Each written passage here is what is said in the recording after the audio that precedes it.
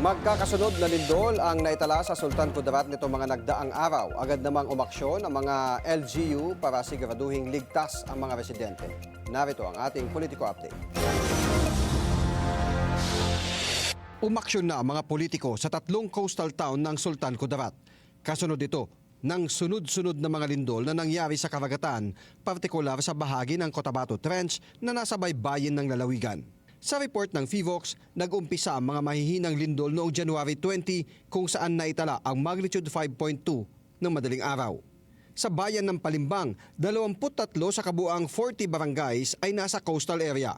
Kasunod ng magnitude 5.2 na lindol noong January 20, inutos na ni Mayor Mirna Capina kinabukasan ang preemptive evacuation sa lahat ng coastal barangay nito. Pansamantala ring sinuspinde ang pagpapalaot ng mga mangingisda. Sa bayan naman ng Calamansig, agad ding pinulong ni Mayor Ronan Eugene Garcia ang Local Disaster Risk Reduction and Management Council para maisapinal ang koordinasyon at strategic plan kasunod ng utos na preemptive evacuation sa mga coastal barangay nito. 10 sa 15 barangay ng Calamansig ay nasa tabing dagat. Kaagad ding nagpatawag ng pagpupulong si Lebac Mayor Frederick Celestial upang talakayin ang mga hakbang sa preemptive evacuation sa lahat ng nakatira sa baybayin ng 27 barangay. Kasama sa pagpupulong ang 27 barangay captains, secretary at barangay disaster risk reduction and management committee upang matiyak ang kahandaan at kaligtasan ng bawat Lebakenyo.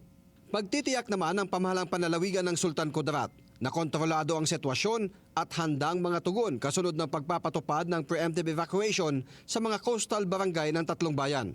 May utos na rin si Governor Dato Pax Ali Mangudadato sa mga ahensya ng pamahalaan na magpreposition na ng pagkain at non-food items para sa mga bakwit.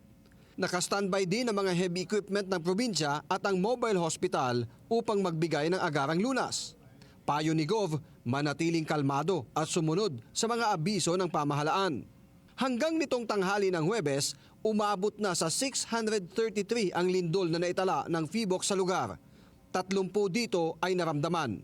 Maglilimampung taon na ang nakaraan nang mangyari ang isa sa pinakamapinsalang lindol sa kasaysayan ng Pilipinas. Ang magnitude 8 na lindol, August 17, 1976, na kumitil ng 5,000 hanggang 8,000 katao. Nakalikha din ito ng 9 meters na taas na tsunami o katumbas ng hanggang sa 3 palapag na gusali na nag-wipe out sa coastal areas sa Lebac.